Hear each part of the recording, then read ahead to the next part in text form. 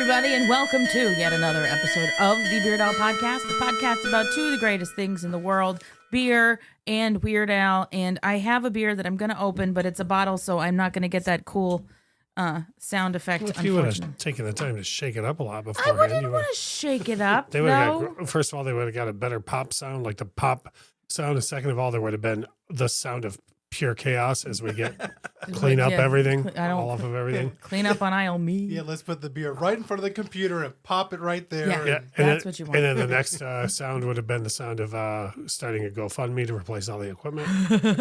Yeah. So Yeah. it sounds to me like you just didn't try hard enough for a good sound. Yeah, maybe I'm just a little too cautious. But you'll notice that there's other people in this room, and literally in this room. Russ had the kindness to roll in here as he does. Thank you. Hello. Yeah, I don't think a lot of people understand what I go through to get here. I have to go to my office and roll my chair over here and then go back and get other things and come back. It's so much. Like, let me ask you this, Bob. Did you go here and then back and then here? No, just one trip for you? Just one trip. Oh, fun. Interesting. That's nice. Then speaking Here, of that, you had a chair here for him. we did have a chair here for him. Yeah. You did? I know. Appreciate that. Look at that. Yeah. And so speaking of other voices in this room, Bob is back. Bob has been here before. Bob, we all know Bob. Bob was on the first episode of this year. Welcome back, Bob. Hey, I like that. That has a nice ring to it. Welcome back. Yeah, thank you for having me back. Yeah. So I would like to say real quick, Go though, ahead. you said there are other voices in this room. There are a lot more voices in this room. You guys just can't hear the ones that are in my head. oh, that's So true. I would just like to make that clear. Like, there's Yeah. more than just the three of us. And there's two other bodies in this room because the dogs happen to when Russ and I record ourselves, the dogs will be in the living room doing whatever it is that they're doing. But there's a new person in the house. There's another person in the house. So our recording studio, my office, is not huge, but we have 3 human beings and 2 large dogs. And so we're all here together. And the dogs have made sure that I know that they like me. Yeah. Oh, that's good. So before we get too far into this, because I actually had a thoughtful pairing with my beer this time. Oh, boy. It's unusual. A couple of weeks ago, we were at a restaurant that was next door to a Polish market, and being we were at an Italian restaurant that was next to a Polish market. yeah. Diversity. I didn't know we had a Polish market. Yeah, do. we do. It's over on San Jose, for those of you in Jacksonville that may want to know that. But anyhow, we went into this Polish market because I'm half Polish. I was like, oh my gosh, this is so cool. So we ended up, they have all this beer from Poland. Really? Yes. So I picked up this beer. I think it's pronounced Perva, Perl with a thing, A. If I had to guess, I think that's a V. In Polish, look at L with a thing. L with a thing. My Polish people are going to know what the L with the thing means. But yeah, this is a beer with honey added. And it is literally from a brewery in Poland. And now it is in my face. And a beer with honey added. This tastes exactly like that. It's like a Pilsner with honey. It's like a sweet Pilsner. So I probably is a sweet Pilsner. But anyway, I dig it. And the reason I picked this is because it's Polish and we're talking about a polka, which is one of the fine Polish arts. I love a polka. I know. I love a polka. Thank you for having me for the polkas. Yes. I love a polka. I did ask Bob before we hit record on this today. I said, Bob, will you be my polka guy? Oh, I heard the So- deal being brokered. Okay. So yeah, Bob's going to be the polka guy because I don't think anybody loves a polka as much as you do. I love the polkas. And we'll talk about that, I'm sure. But Yes. I love the polkas. So we are at the end of the Dare to be Stupid deep dive, which means we are on the Hooked on Polkas polka. And that's what we're going to be here to talk about today. Just some fun facts about this. This is the first polka to feature shaving a haircut during the outro, which is a thing that Al did quite a bit moving forward from this. The title, of course, as we all know, is a play on Hooked on Classics, Right? which that makes so much sense.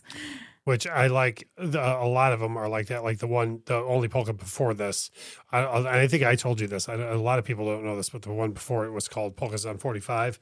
And that's because at the time there was this like, I don't know how they got away with it copyright wise, but there was this big thing in the music industry. And you've heard them on the Casey Kasem Countdown now called Stars on 45, where these people would do like exact covers of other people's hits, and then they would have a hit with it again. Okay. And I, to the point where if you were listening to it on the countdown, you would be like, why are the Beach Boys on the countdown in 82? But it wasn't the Beach Boys. It just sounded exactly like them. But that there was like a whole rash of those in like 81, 82, 83. They were medleys. Some of them are, some of them aren't. Some of them are just plain straight covers of the song straight through. But anyways, that's why Polkas on 45 was called Polkas on 45. And then when this one, I have a story that I'm gonna share later about me being dumb with this polka. I love it. I love it. But after I listened to it, I was like, oh, that's because Hooked on Stars. I got it. Like, so Yeah. Right. yeah. I love a good cover song, Mm-hmm. but I prefer it when a band takes a song that's not theirs and they make it their own song. Right. Much prefer that to doing a straight cover of Sound Like Them. It's a weird thing. I've done a lot of episodes of my own show, and we've done a lot on the YouTube channel about covers. And there's definitely a sweet spot, because if somebody does something and it's exactly like the original, I'm like, well, I'll just listen to the original. Right. But then if people go too far, I'm like, that's not even the same song. Right. So like there's definitely a sweet spot for me. But yeah, what those people were doing at that time was like just straight up. So there's some sort of copyright law loophole found by someone. And then they must have either lobbied to get a law changed or whatever, because it all disappeared quickly after like 2 years of it. So, but anyway, this is something else entirely anyways. Yeah. The Hooked on Classics. They were compilation records featuring medleys of classical pieces rearranged with disco beats. Mm-hmm. I think the most famous of those is the Star Wars one. Like most people have heard that, and if I played it, you'd go, I have heard that. Like it's literally just John Williams' theme with a disco beat behind it. And I'm sure a fifth of Beethoven made them think that this is how we can. I would there's say a market so. for this now. Yeah. I've heard that. You see, And then 6 Degrees of that stuff. And I think I've played this for you before. Way before anybody else knew who Robin Thicke was, they tried to I'm talking way before Blurred Lines, like 15 years before that. They tried to launch him with a whole different sound and look way back. Remember, I played this song for you. Did. So there's a song by Robin Thicke. I actually like it as much or more than Blurred Lines, but it's called When I Get You Alone. I can't believe you get to say this phrase. It's based on a sample of a fifth of Beethoven, which is a remix of a classical song. But I've played it for you before. When it kicks in, you're like, oh wow. It's a great song, but it's just funny to me that like there's somebody was like, hey, classical music's public domain. We can put a beat behind that. And, and then when the statute ran out on that, somebody else was like, hey, we can sample that now. It's never may the circle be unbroken. Yeah. But I love that song. As much or more than anything else by Robin Thicke. It wasn't a big hit. It wasn't the thing. They gave him a lot of time off, cut his hair, gave him a different set of songwriters, and boom, he had a hit until he cheated on his wife. Go on. Anyway, another fun fact about Hooked on Polkas is unusual for a polka medley. This one was actually released as a single in Japan. What? Okay. The only other polka medley to receive a release as a single was Polka Power, the one from the Running with Scissors album, which was released as a single only in Germany.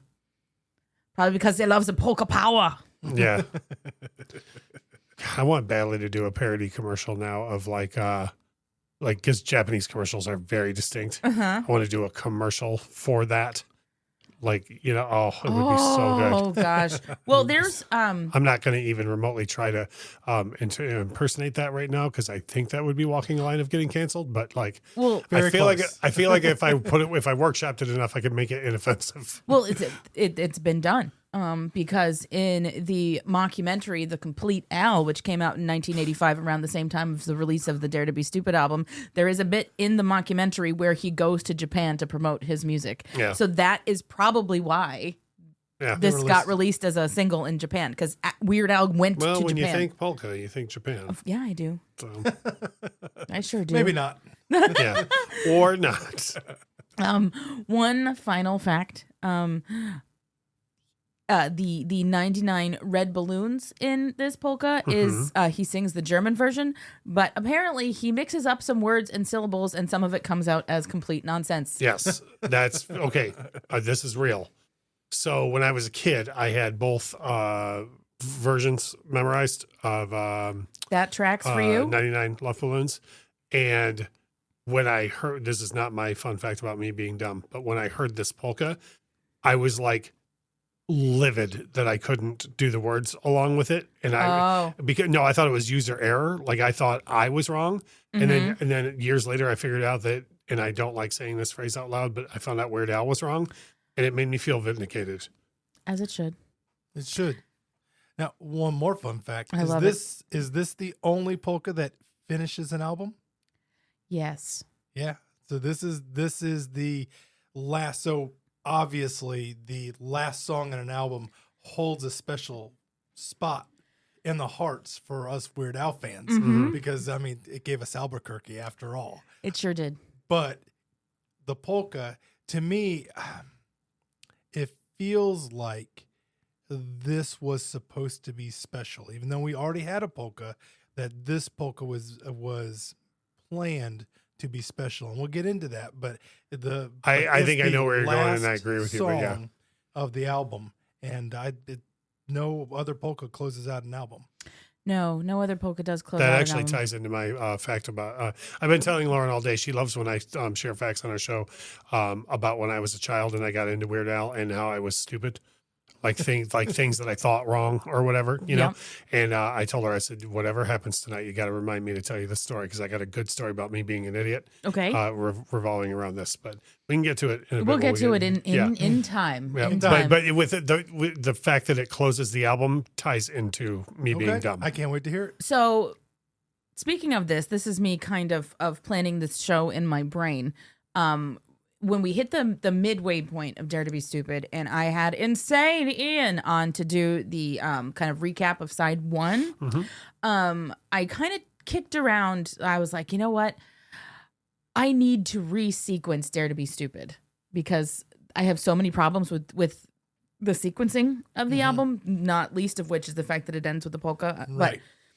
So the next thing that's going to happen on this show is Insane Ian and I are going to do a recap of side 2 of this, as we have been doing so far with these albums. And before I get into Polka Party, I really am kicking around the idea of doing an episode wherein we resequence Dare to Be Stupid. Okay. I would just make it clear to folks that you don't intend for that to be a series because I think this is. Off the top of my head, I think this is the only record with sequencing issues. That's right. Oh no, it wouldn't be a series. This you know what I mean? We'd like, finish the album and then I'll say, hey, like, if look, you screw around with any other Weird Al album, you're going to be messing around with perfection. I feel. Like I don't disagree. I agree. Like I feel like this is really the only one that I think you can take what you're talking about. I'm sure people know when they're listening to your show, but resequencing is basically taking a album with a bunch of great existing songs and rearranging it to make the album listening experience more enjoyable. Yes. Right.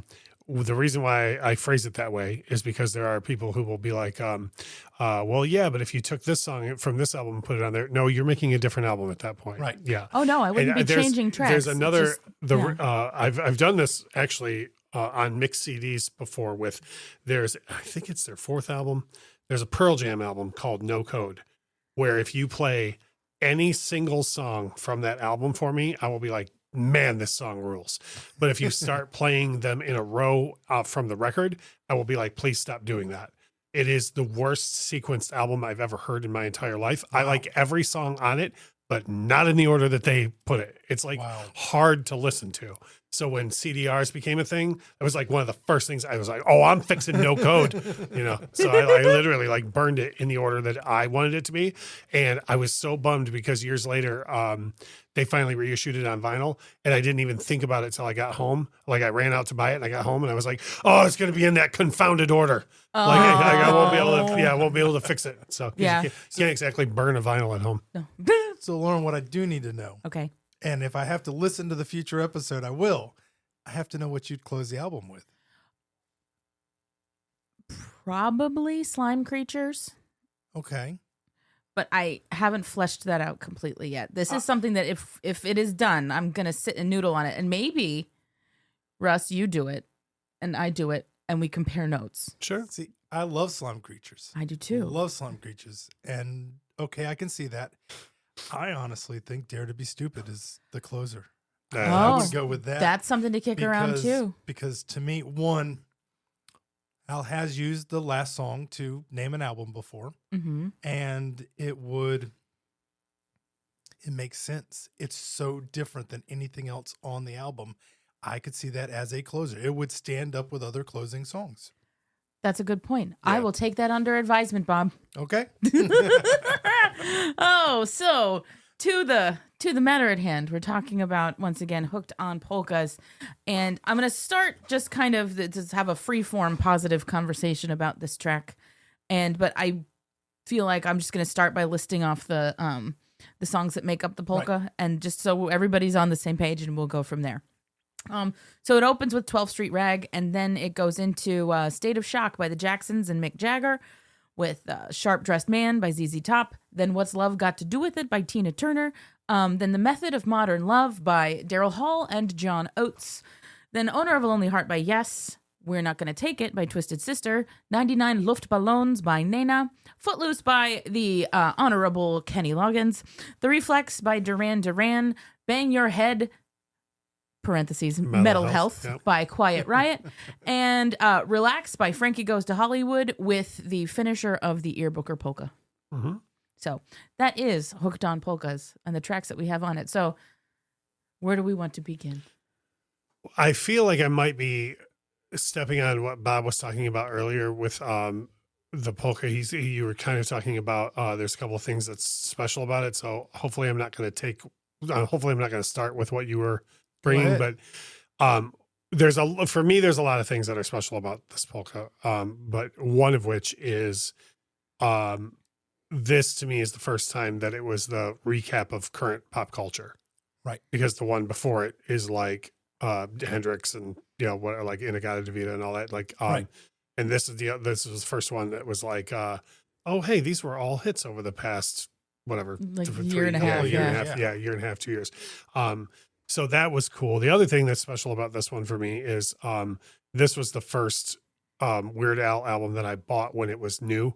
Like in 3D had been a thing by the time I got onto Weird Al, whereas this was the thing that I was like waiting for this to be released. And well, we might as well cover my stupidity. Where were you dumb? No. So I bought it on vinyl, giant surprise. And if you get an original pressing, and I say original pressing because it's not like this on the Squeezebox repress of a Dare to Be Stupid. If you get an original pressing of Dare to Be Stupid and you flip it over to side 2, it's got the list of the songs.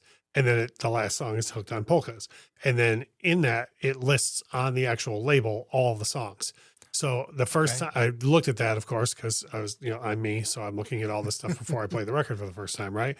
So then it's getting to the end of the album, and I was like, how are all these songs going to fit on this still? Like I thought, because it said all those songs, it lists all the songs on the label. So I thought he was still going to be doing like the whole State of Shock, the whole Sharp Dressed Man, because I was a kid and I didn't know any better. Right. So I have a clear memory of like seeing the album get close to that and being like, how are all these songs going to fit on this still? And then when the polka kicked in, I was like, oh yeah, no, it's going to be a polka. I get it now. Okay. But yeah, I just felt like such an idiot. Like, because I don't know. You look at the record and it's got all these songs listed. I was like, all right, all these songs are going to be on the side. Turns out they were not. No, just parts in a medley. So I have thoughts on each of the songs that are included in this, but I'll let some other people. Yeah, Bob. Well, I was going to say what's different. So I feel there's two reasons that Al includes a song in a polka. There is the first one is he likes to take songs that are a little bit subversive and put them to the polka medley, polka sound, and upbeat it, and then you've got this dirty lyric, for another word, and then you don't, but at this nice fun tempo, right? I mean, Candy Shop would be a great example. Yes, right. So, or Closer by Nine Inch Nails. But if you listen to the first, if you listen to his first polka, he does that. There are some very subversive lyrics in that one. In that polka, This one, not so much. Mm-hmm. This one stayed a shock a little bit, but after that, you don't really have that. It's all popular songs. Until Relax. Until Relax. Right. Well, I would. It is Until Relax. It is all popular songs. These are all current, very popular songs. A counterpoint I can make to that as to why, like lyrics like that might have been missing from this polka, is because at the time, to my memory, the only people with pop hits that were explicit in any way was Prince and Rick James. Prince, we know for sure, never let Weird Al do any of his music at all. And I could be wrong, but I don't think Rick James let him either. So that makes sense. I think it was for a lack of there wasn't anything else explicit out at the time that he could have even included in this to be funny, unless he was going to just include Prince in the medley. But we know he wouldn't do that. So theory number 2 is this is the reason it's the album closer. Is he's using popular songs, he's using current songs, and so the thought is hey, because these are popular current songs, we'll close the album with it. And so I think that may play into why it's the album closer. Yeah, because I'm listening to it and I remember. So my first album was Even Worse. Right on. Okay? So 2 records later, right? Yes. Yeah. So my first album was Even Worse, and so immediately I go to the record store and I'm looking for, of course, I was a cassette guy. Sure. No accounting for what happens next, but I was a cassette guy. And so I'm looking for cassettes, and immediately I see the self-titled and I see Dare to Be Stupid. And so those were the ones that I had very quickly after I had Even Worse. And so this was the first polka I heard. Yeah. And so it was like, for me, it was like, oh my goodness, what's happening? Well, yeah, I mean, it was because there's no polka on Even Worse. There's no polka on Even Worse. Right. There's no polka on the self-titled. So at the time, the only polka I had was this polka. Right. Huh. And so this is, so I didn't know.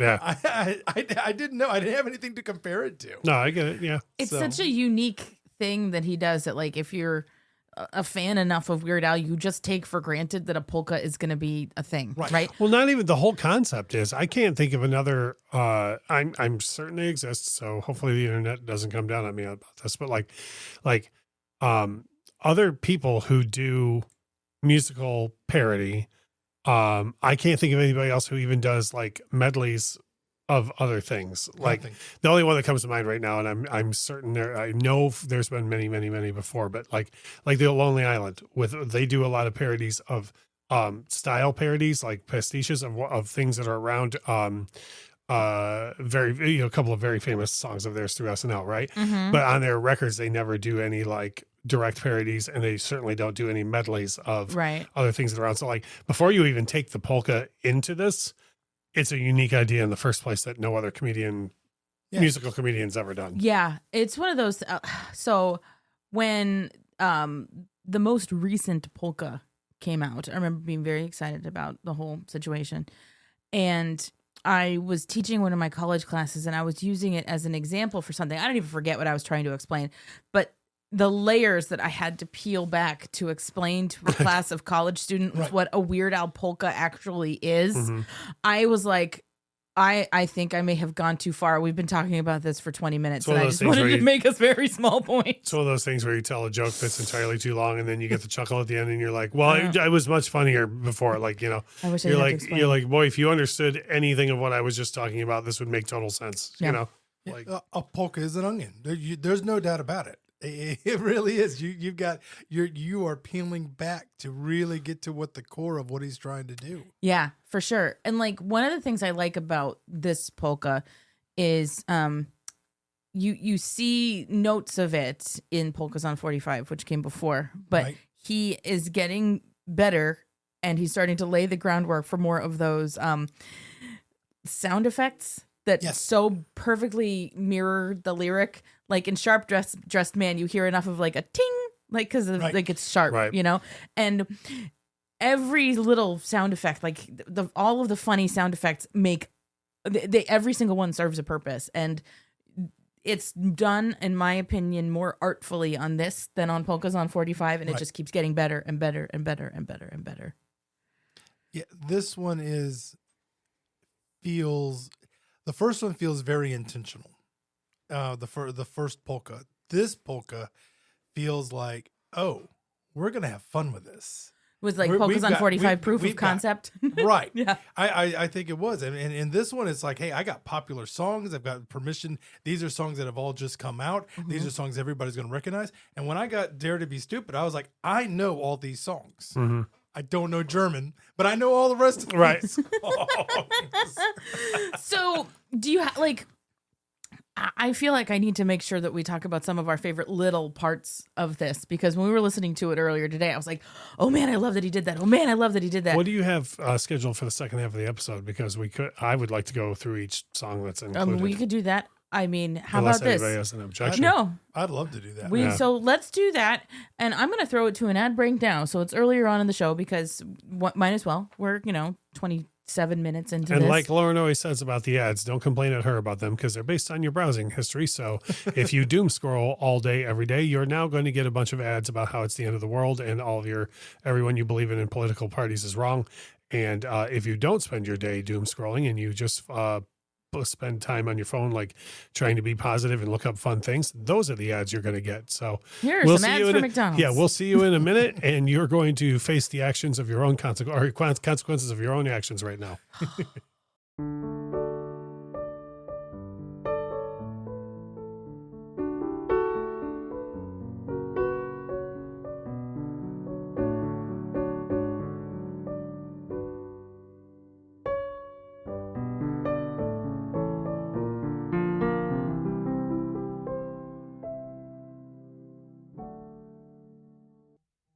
Hey, I'm Pantsless Aaron from the BFYTW podcast, here with my buddy Stevie. Hey, what's up? And Augie. Hey. And we're here to, first of all, categorically deny the rumors going around that all we've been doing lately is copying other podcasts. This is categorically untrue, and we deny it completely. Having said that, please continue to enjoy the Beard Owl podcast. But when you're done, please check out our new project, the Weird Ale podcast, where we pair an ale with a Weird Al song. Pretty sure that hasn't been done before.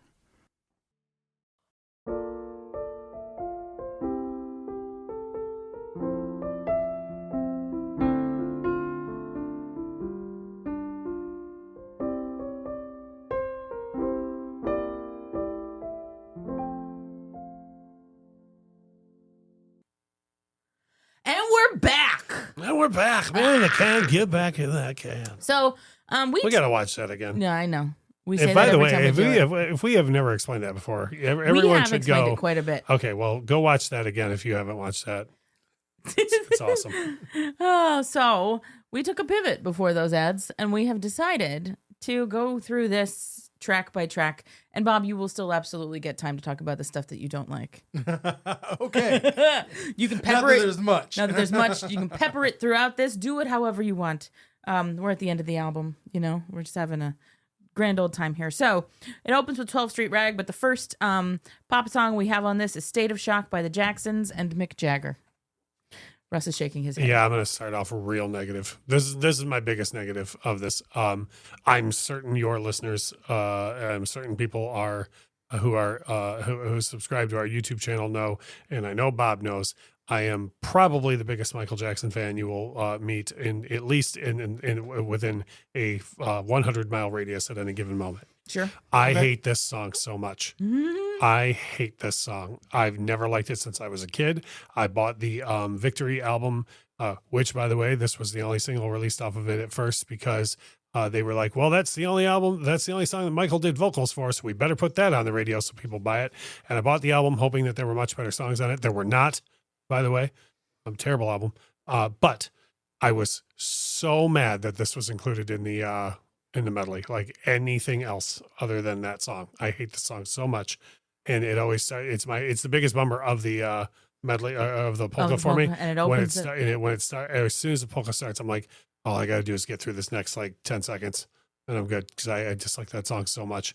And there's not even much for him to do with it creatively either. Mm-hmm. Like, right. Like I will in a moment I'll stop going off about how terrible the song is. But Mick Jagger wasn't even supposed to be on the song originally. It was supposed to be Freddie Mercury, and like Mick Jagger was like a last minute fill in, which is like why his vocal is like terrible. And Is that why? like, well, there wasn't even a thing where Weird Al couldn't even really do anything with like the duet aspect of it. Like it is, in my opinion, it is in this song, in this polka, because it happened to be a big hit. It happened to be a big hit because Michael Jackson was singing on it, and it was the 1980s. Like, you know what I mean? Like, it was not a big hit because it was a good song. Michael Jackson could have put out a single of Happy Birthday sung backwards in that year, and it would have topped all the charts and won Grammys. Like, I agree. Okay, so it bums me out. Like, I don't like, I've talked about this on your show before. I don't like any time that Weird Al makes me feel like he's doing something because he has to. That I don't like that, and I feel like this song was only included because it had to be. Like, it's a huge hit associated with Michael Jackson. Do you know what I mean? I think the rest of the songs in here are like good songs that are on here for a reason. So I don't mind the song being in the polka. I wouldn't have started with this. Yeah, I hate to double think Al. I really, really do. Well, no, me too. I'm always the same way. Yeah, But this is to me, there's some really popular songs in here. There's some things that would really grab your attention. And if you look at most polkas, I mean, that first song usually grabs your attention right away. And to me, this one doesn't. my only thought on that with this, and oh boy, now we could do a whole episode where we rearrange this polka. oh dear God. And then we could do an episode where we rearrange the verses and choruses and pre-choruses of all the other songs. It'd be the whole series of rearranging Dare to Be Stupid. But I don't. What polka did he start? Is it the one off the deep end? Poke your eyes out. Where he starts with mimicking another song Yeah. of this, which is the one that starts with Cradle of Yeah. Love, right? Okay. This is super duper wishful thinking because it is a thing that hadn't started by like, I don't know, 5 or 6 years yet. But I would have loved it if this started with the very famous drum intro to We're Not Gonna Take It. And, you know, yeah. And then, Yeah. I mean, the same, because I love that drum intro, the production on it, you know, and then as soon as it gets to the, where it's going to go down to the verse, like have it switch to the polka there and then go into it, you know. And then also I would like it if State of Shock was not involved at all.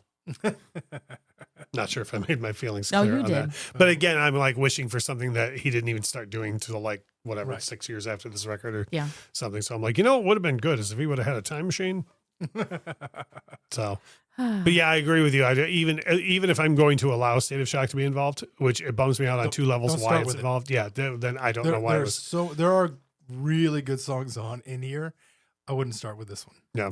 Yeah, you could even started with like the intro to the Footloose. Yeah. Right. You know, that could have done it. Yeah. I got nothing to say about State of Shock because honestly, You have to deal with every time we hear it come out I of have the to car. do that. And very, very truthfully, I hadn't heard that actual song until maybe 2 years ago. Right. It was just like, I don't care. We listened to a lot of the old Casey Kasem countdowns in the car. And, you know, in that time, if he mentions Jackson or Michael or Janet or anybody, it could be any number of top 10 or number one hits, you know, and she knows this every single time that Casey's talking and then the beat for State of Shock starts in the car. I'm always like, oh, God, I'm so mad when it's State of Shock. But yeah, when you move on from there, Sharp Dressed Man, that's another one where like, I don't mind Sharp Dressed Man being in here. I like ZZ's Top had so many hits at that time. It could have been any of them. I don't been any of them. I'd have to like this one though. No, like me the way- too. I like the way he ends this bit. Every girl's crazy about a sharp dressed man. Yeah, no, I'm not. Yeah, I'm not upset about it. I'm just saying he could have put Give Me All Your Lovin' or Legs could have been in there too. He could. I don't know which one. What I like about what you just did, Lauren, is he does that and he is singing to the beat and the beat just keeps going. And so that's really cool because he intentionally singing it on the beat so that so when he stops singing, the beat's still going. Yeah. And right into the next bit. That's what gets, because it goes sharp dressed man. Oh, what's love? Got to do. It's the I think same. that's my favorite It's a vocal. good transition. I think that's my favorite vocal in this is What's Love Got to Do with It. What's love about a second-hand emotion? We'll jump into that, but I love that I know. too. That's my favorite. That's my favorite vocal as well because the what to do.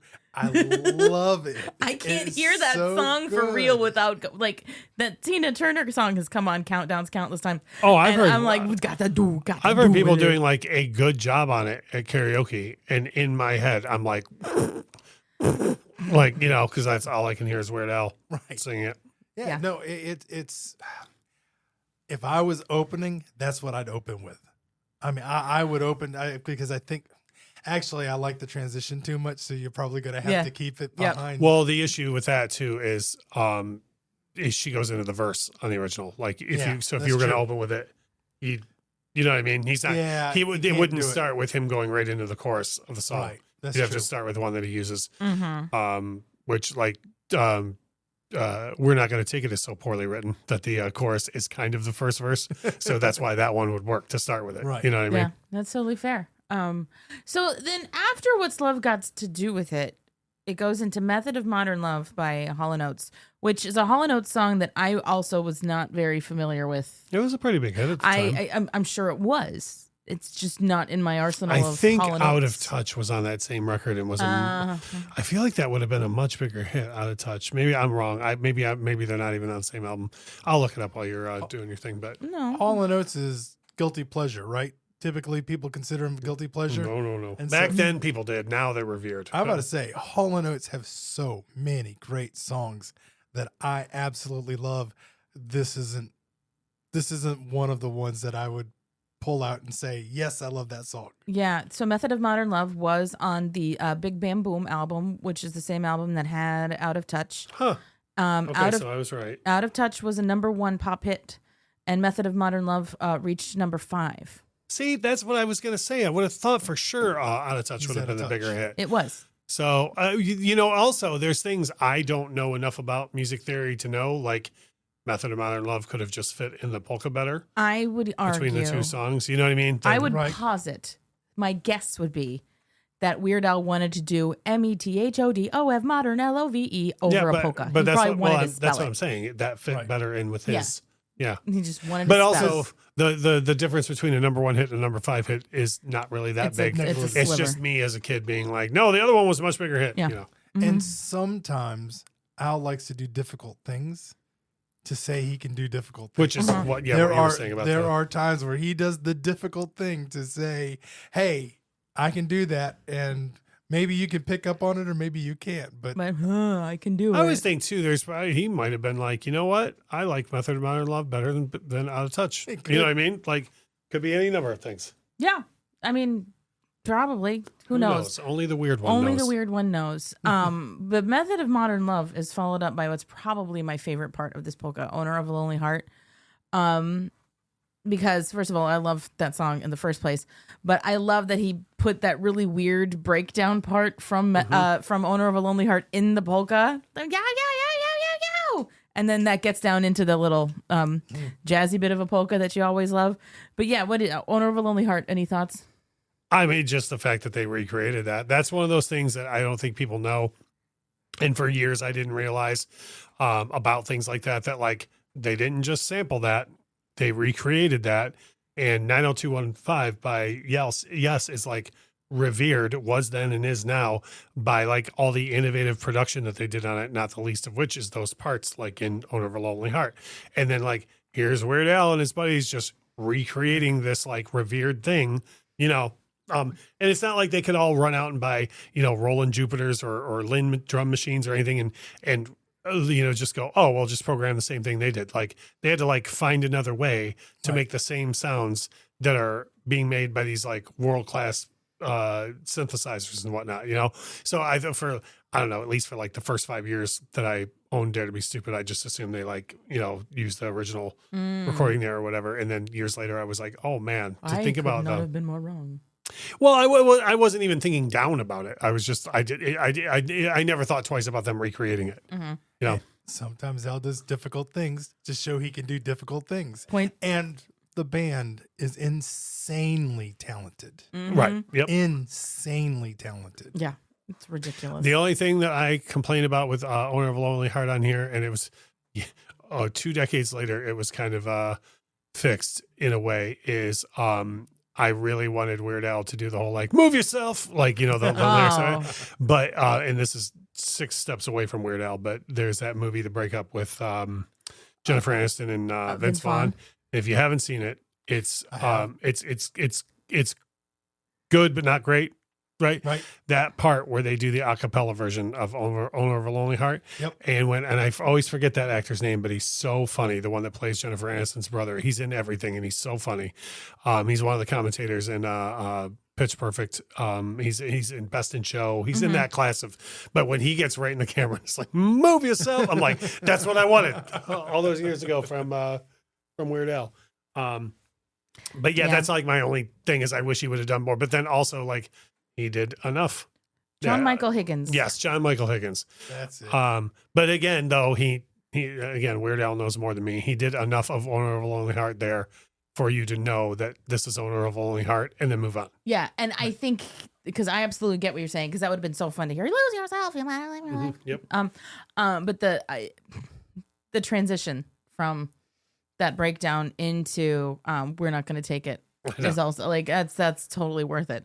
We're not. I think the only one you mentioned Candy Shop earlier. I think the only one that I ever liked more than that is the Humpty Dance.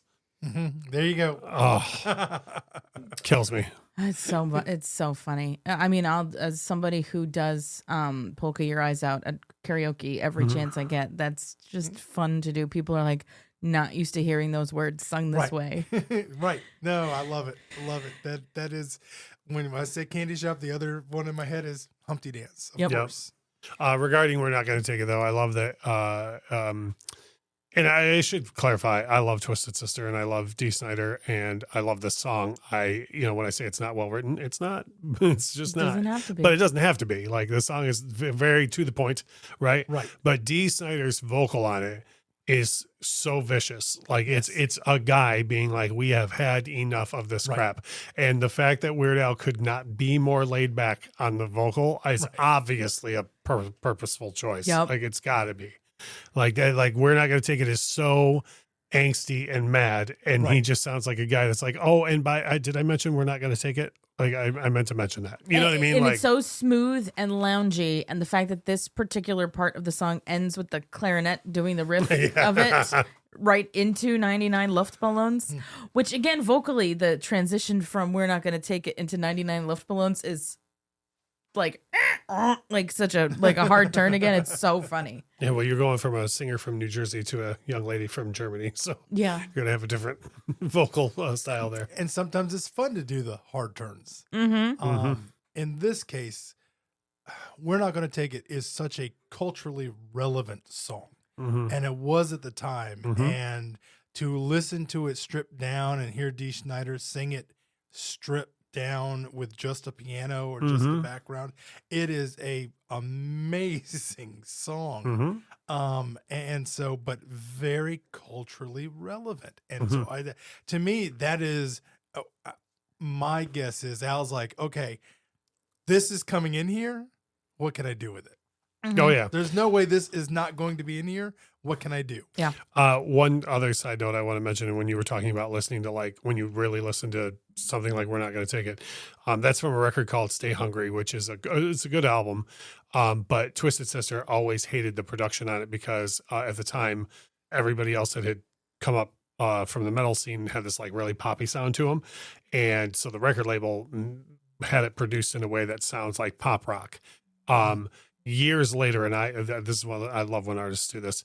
The exact same lineup, and we're talking like 20 years later, re-recorded the record and called it Still Hungry, and they did every track on the album, but like way harder sounding than the original. And like, We're Not Going to Take It is still the same song, but it's just got like a way harder edge to it. You played that for me. Yeah, That's right. Yeah, they also did a Christmas album, but that's Of neither course, here nor that's there. I have neither not nor heard that, and I will look for that. Yeah. You I'll send you. We're Not Going to. It's on streaming. I'll send you the. We're Not Going to Take It from that, so you can take a listen to it. Absolutely. That's awesome. 99 Luftballons. It sounds like he's just stomping through mud in galoshes, and I love it. Yeah, I mean that's more or less. Yes, I agree. The thing is it's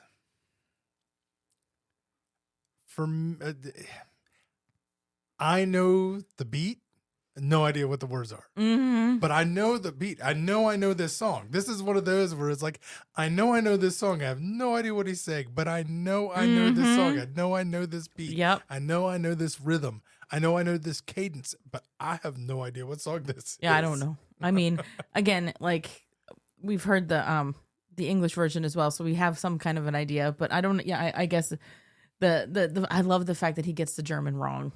Right. I think you know. We had, do you think it's on purpose?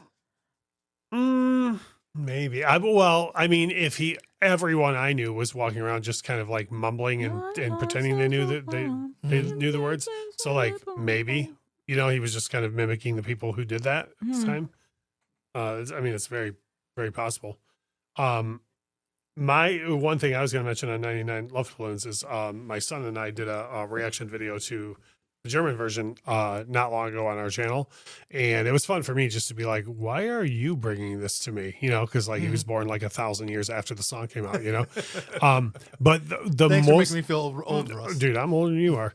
The more the most common comment we got on that reaction video was people were like, I was today years old when I realized there was a German version of the song, and I was like, but how though? Like they were they were there at the same time. Yeah, they coexisted, man. It's like I'm not the only person that knows there's two Rock Me Amadeus, right? No, I think I knew that. Yeah, there's American and Pretty German, sure, or English and German rather. But like that, both versions of Love Balloons were like really big at the time. So I'm just surprised that people are like, "Oh, I didn't know there was a German version." I'm like, "Well, she is German." Yeah. Apparently, the English version is not a direct translation of the German original. Right? I guess and I do know contains that. lyrics with a somewhat different meaning. Well, yeah, a lot of things are like that. That's like the only thing I can equate that to these days is the first season of Squid Game. A lot of people were like, yeah, but you're not really getting what they were really trying to say with a lot of this, because they just had somebody translate the Korean wording into English. And so they were just like here's what they would be saying in English, and it's like, yeah, but there's certain words and phrases in Korean that have like subtext to what they were saying that they didn't translate, and that was 99 Love Balloons was that way. It's like Eskimos have 100 different words for cold. Right. Mm-hmm. Yep. Well, if that much cold was around you, you'd Yeah, I also mean, have that too. you would have some cold stuff. So, Footloose, Kenny Loggins. I don't even have a lot to say about this. It's good. It's good where it sits. I like it. I mean, it's a great. You'd be ridiculous to leave it out of here. It was such an enormous hit. Yeah. You could do a polka medley based on side one of that record. Listening to this is the one I go, oh, that's what he's trying to accomplish with this. We got lots of hits here because obviously this is a huge hit. It was this song. Once we get to here, it's like, oh, now everything else is falling into place for me. Oh, we got the Tina Turner. Oh, we got Broken Heart. We're putting in as many hits, as many great hits as we possibly can. Oh, this is why we're ending the album with this. Yeah. This is where that came together for me. It's a real time capsule of a polka for sure. Oh, yeah. Footloose. Which is one of my favorite things about a polka. Yeah, me too. They're time capsules. Yeah. Mm-hmm. Like, you and I have said to each other when playing music trivia or whatever, we both of us, and this isn't just her saying it to me, have been like, no, because that song is on this polka and that album came out in this year. So it had to have been released before that, or like literally. Right. Like because she knows this, when I get to music trivia, I am the most second guessing person on planet Earth. Like I will get in my own head about, well, let's say a song that it comes off another Weird Al polka, Miss You Much by Janet Jackson. Okay. So I will start arguing with myself over like, well, the album Rhythm Nation came out this year, but was that song a single that year or was it the year after? Like that type of thing, as far as like what the answer is, right? And her and I have literally been like, well, no, because Miss You Much was on the polka on off the deep end, and that came out this year, so it would have had to have, like, you know what I mean? Right. Like that's, so they're not just time capsules, they're learning tools. they are learning tools. That's great. That's very true. Like, because the Footloose being followed by the Reflex by Duran Duran, like without this polka, my brain would always put the Reflex and other Duran Duran stuff like later in the 80s than this. 100%. Really? Yeah. Yeah, 100%. Really? Yeah. This feels early y'all, for Duran y'all Duran. know Duran Duran weren't even popular in the late 80s, right? No, I know that. No, I'm thinking mid 80s though. This feels early for Duran Duran to me. Yeah. I like just side note, fun fact. This is far and away my personal favorite Def Leppard Duran Duran song. Duran Duran, the Reflex. Like, Oh, it's a good song. I don't mind Girls on Film and all their other hits. They have a million hits. But this has always been my favorite Duran Duran song. So this one, by contrast to State of Shock, I was excited that this song was included in here because I love that song. Yeah. I think this is the band.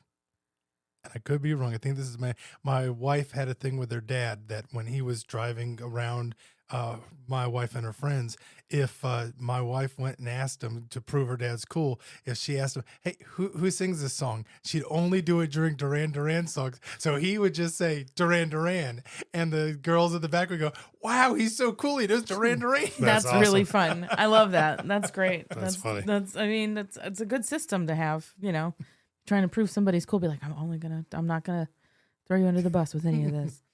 Then it's followed by Bang Your Head, Mental Health by Quiet Riot. This is another one where I mean, we don't have to look it up, but I'm like 90% sure that Come On Feel the Noise was a far bigger hit than Mental Health. For sure. But Come On Feel the Noise was a cover of Slade. Mm-hmm. So I think you run into more rights issues with that. Because you don't have to ask Quiet Riot. You got to ask Quiet Riot and Slade. Right. And so my guess is he probably went with the one that was easier to get the rights to. Yeah. So Mental Health was a Quiet Riot single between two Slade covers. Come On, Feel the Noise and Mama, We're All Crazy Now. So that's two different songs on two different albums. I know. I'm saying Mental Health. I'm looking at the Quiet Riot singles chronology. Okay. I thought you were. I misunderstood your phrasing. That's my bad. Yeah. Mental Health. No, but that's what's funny about Quiet Riot, and no one in America seems to realize this. Their two biggest hits was "Come On, Feel the Noise" from the Mental Health album, and "Mama, We're All Crazy Now" from the Condition Critical album that followed it. And they're both covers of Slade. Their two biggest hits are not only covers, but covers of the exact same band. Because Slade wasn't big in the U.S., so they can get away with that all day long. You can just go re-release Slade's greatest hits as a Quiet Riot album, and no one would know. That's how I feel sometimes with Garth Brooks. It's like, oh, that was a cover. I didn't realize. Yeah. And he's got so many big hits covers. It's like, oh.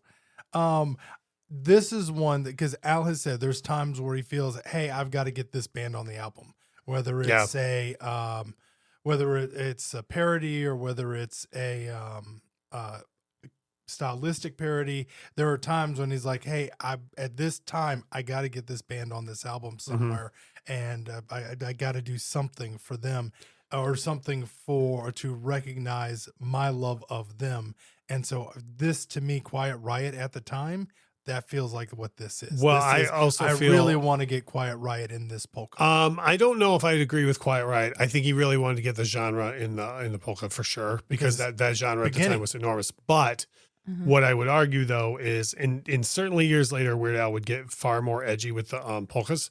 Like, for example, I don't think Weird Al, that's on Dare to Be Stupid, would have ever considered putting Candy Shop in a polka. Let me put it that way, or Closer. Go back and listen to 45, and but I was like, okay. I'm talking about those. But the songs I'm talking about with Candy Shop, they're like super obvious. Oh, obvious. You know what I mean? The stuff that's on the other is like things that people didn't know. That's almost kind of part of the joke.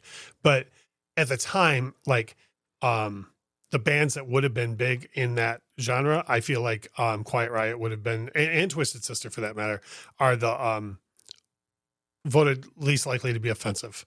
Like Motley Crue very much had the whole satanic thing going on with them at the time.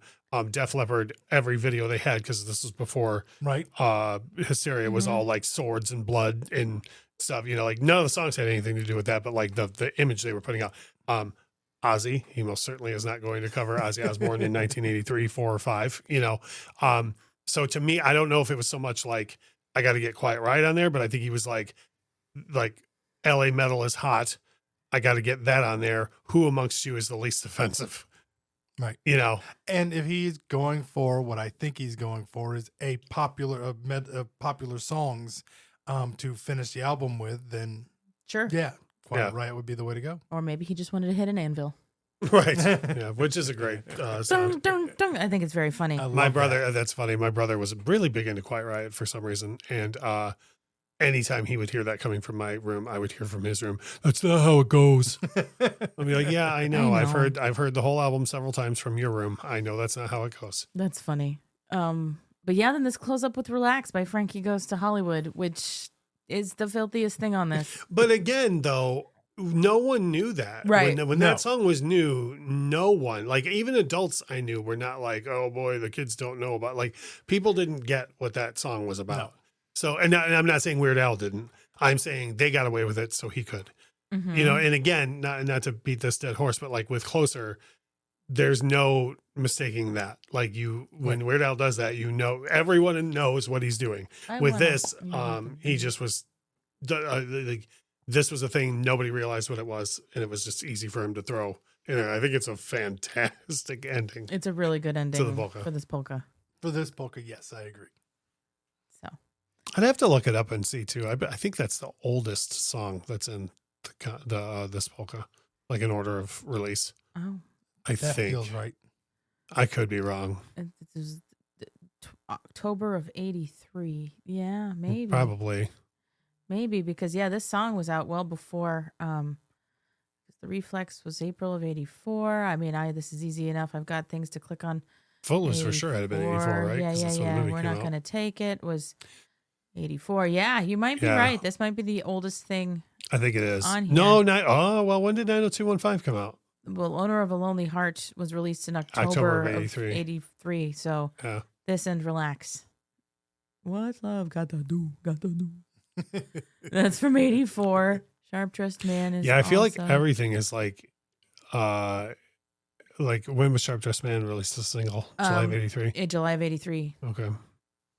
See, So Now, the When was polkas, State of Stupid Shock released I'm not mad about it. June of '84. so I know Al does the parodies last, right? The parody, when he's making an album, the parodies are what he does last. Usually, Because he wants them to be the most current they could possibly be. Mm-hmm. When does he do the polka? When do you think, when in making the album, when do you think he decides, okay, these are the ones I'm going to include? So, according to the internet, Weird Al, which is always right. right. He began recording sessions for this in January of '85. The first session yielded 4 originals: Dare to Be Stupid, Cable TV, Slime Creatures from Outer Space, and One More Minute.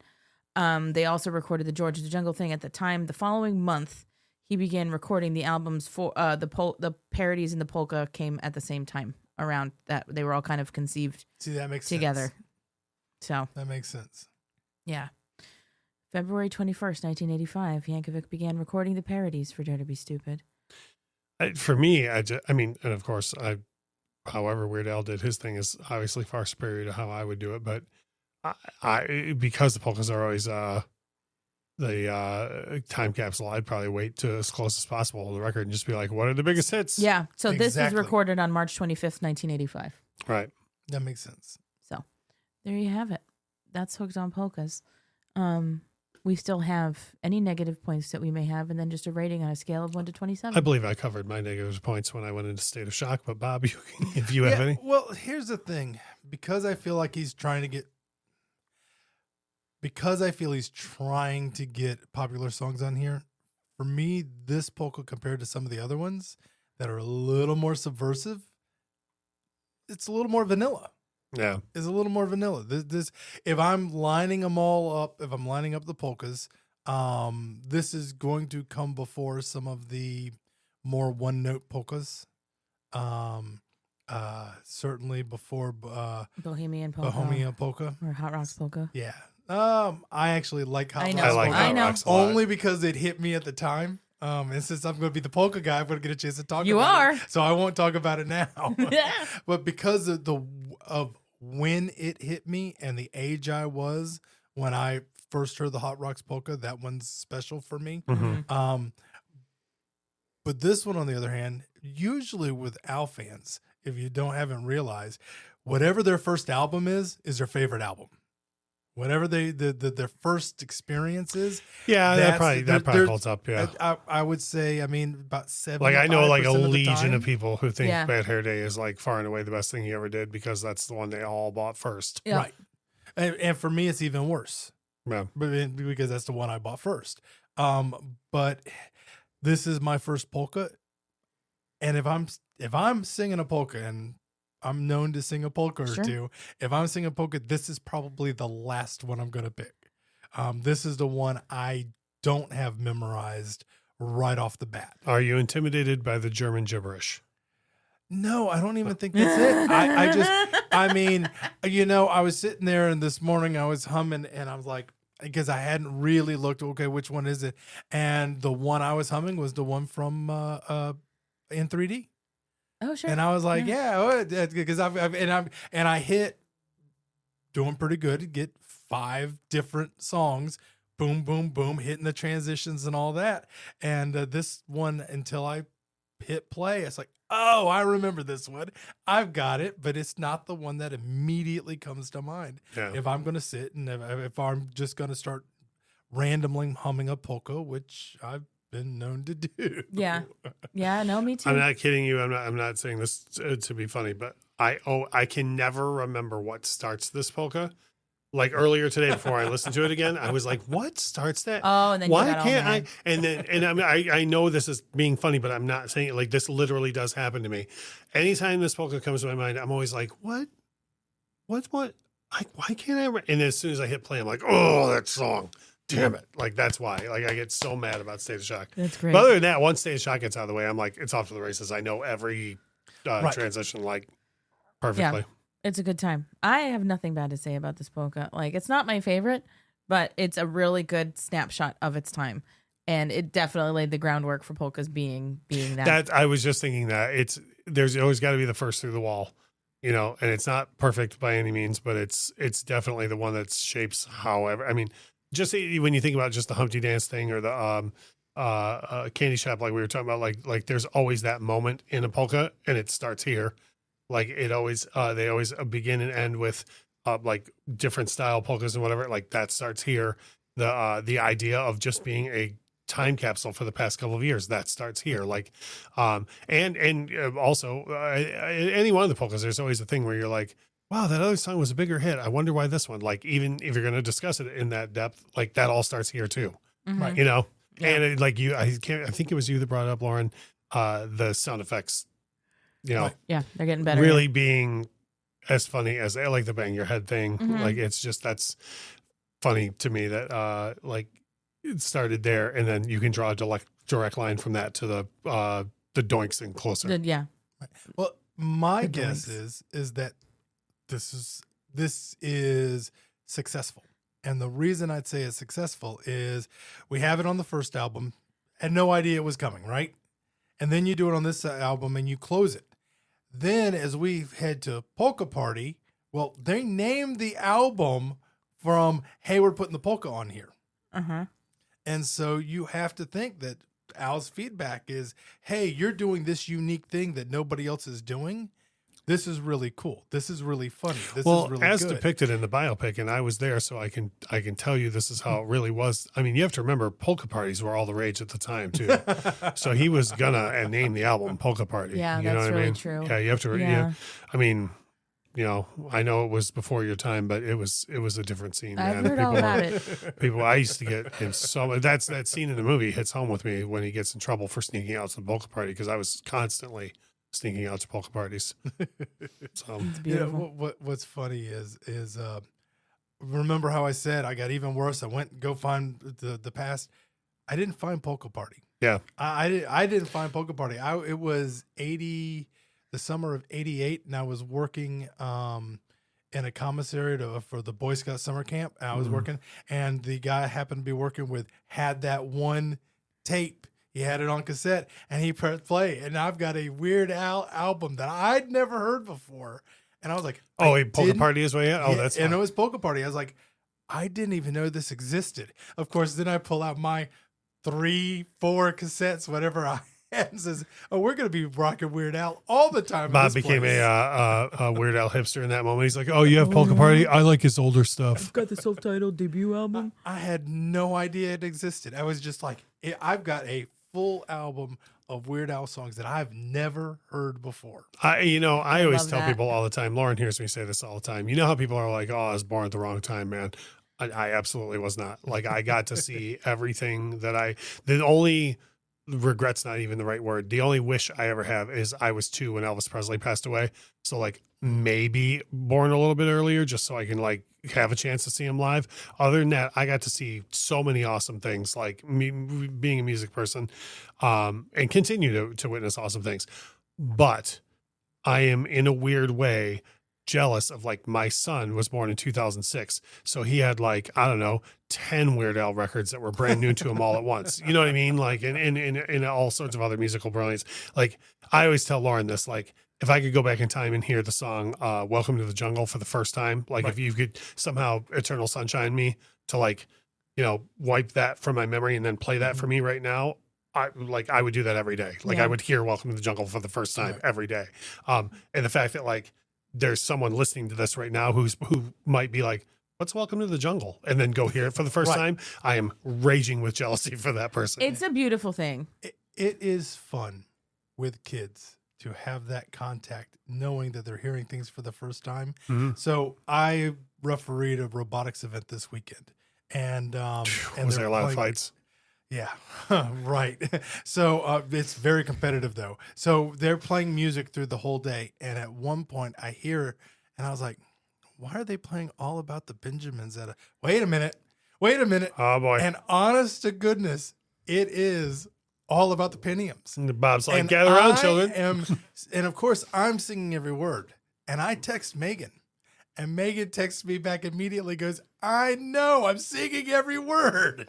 That's so And rad. that is that cultural thing. That's that I introduced her to this song. She knows it as well as I do because it's the one I probably play the most. And she's just right there with me. And so it's really fun to have that touch point with your kids. Yeah. It just is. Yep. It's gorgeous. I love it. Well, we have to get down to business and give it a rating on a scale of 1 to 27. I'll go first. Well, real quick, before we do that, okay. last week's episode, you and I apologized to a certain extent because of how short the episode was, because there wasn't a whole lot to talk about with cable TV. Sure. And we assured people that next week would be much longer, far more in-depth, and that Bob would be an awesome guest. And I believe we've made good on all those did. promises.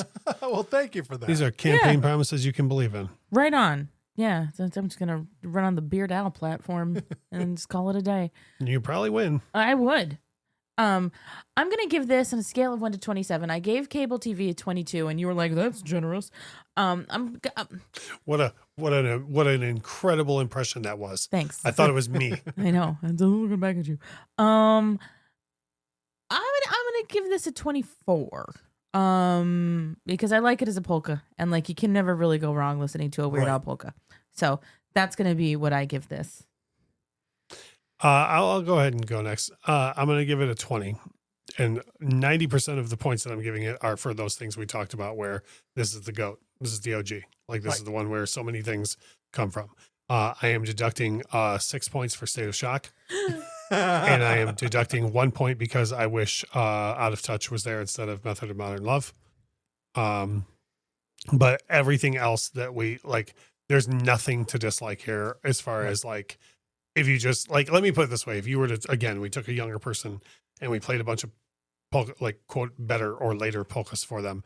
And then after that went, and then here's where it started, they would be like, oh, I totally get where that came from, And that to me earns it that right to get into 20. Can't crack into 21 though, because State of Shock's on there and I can't abide giving that a good That's score. fair. I'd have a really hard time giving any polka below a 20. I'd have, just because it's a polka. Sure. But again, for me, this one's a little more vanilla than what's coming later. And so this one hits 21. I'll give my lucky number. winner, chicken dinner. 6 points deducted for State of Shock. No, I wouldn't do that.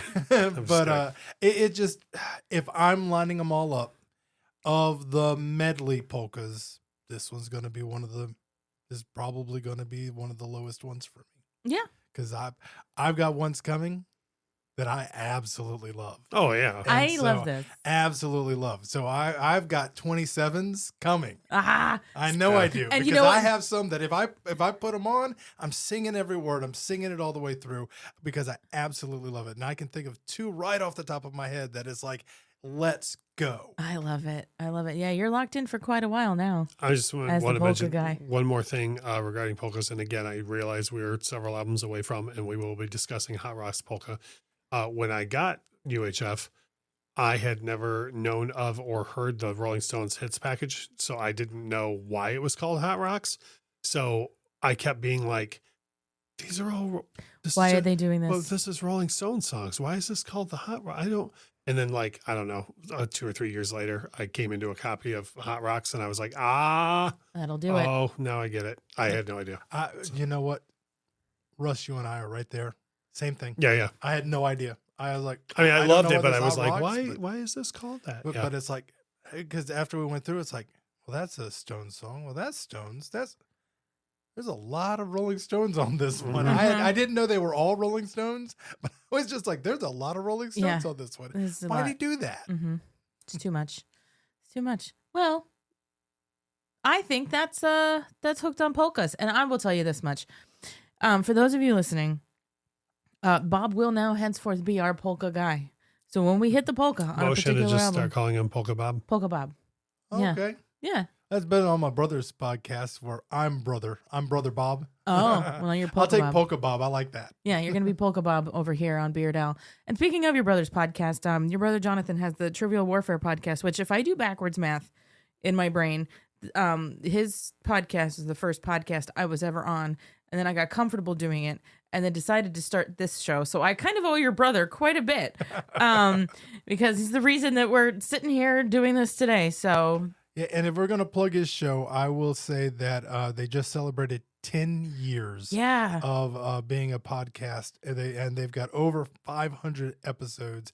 And in those 500 episodes, if you're a Weird Al fan, there is a themed episode where they say there at the beginning of the episodes, there's a theme, and every answer is a Weird Al song title.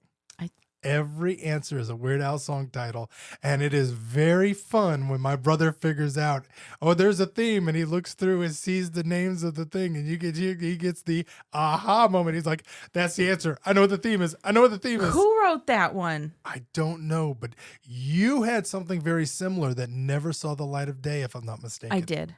You did. It got recorded, and the recording was corrupt or something. So it's a lost episode. Like the recording was like taking bribes from people? That's what happened. Yeah, so it's a lost record. It was recorded, but it was never aired. The It was one so that good. Lauren was on. Yeah. But there is a Weird Al themed episode that if you are a diehard Weird Al fan, it's a fun episode to listen to.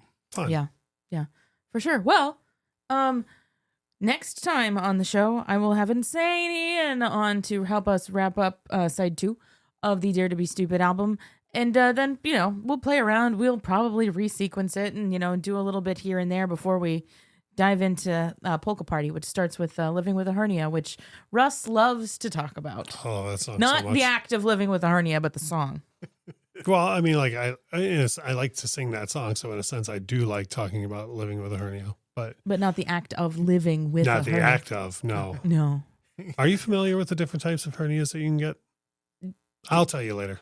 Okay, Yeah. I'll settle down. Yep. All right, folks. Thank you so much for listening. Bob, thank you for being here. Thank you for Bob. having It's me. Polka Bob. Oh, thank you, Polka Bob, for being here. That's right. I'm going to have to make sure I remember to call him as such. I got to be on the show, and I got a new nickname. Thank you very much. It's a win-win day Not for everybody Bob. gets those things. It's a Or banner day. let me say this, not everybody gets us to tell them what their nickname is. All right, folks. We'll come at you next time. And in the meantime, stay weird, be awesome. Bye. Bye-bye. Bye.